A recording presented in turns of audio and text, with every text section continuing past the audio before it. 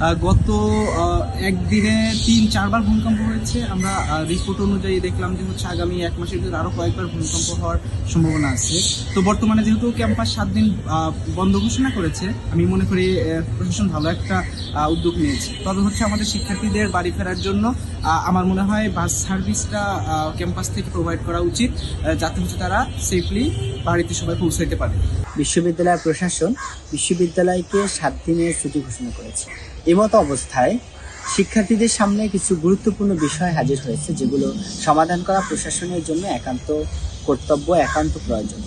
একটা বিষয় হলো, একদিনের ভিতরে এই শিক্ষার্থীরা বাড়িতে পৌঁছাতে হলে তাদের জন্য অনেক বেশি চ্যালেঞ্জিং হবে যাতায়াত ব্যবস্থা।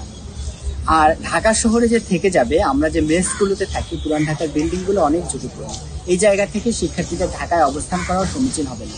সুতরাং প্রশাসনের প্রতি জোর দাবি জানাই, আগামীকালকে প্রত্যেকটা বিভাগীয় শহরে শিক্ষার্থীদের পৌঁছে দেওয়ার জন্য বাস এবং যাতায়াত ব্যবস্থা নিশ্চিত করতে হবে।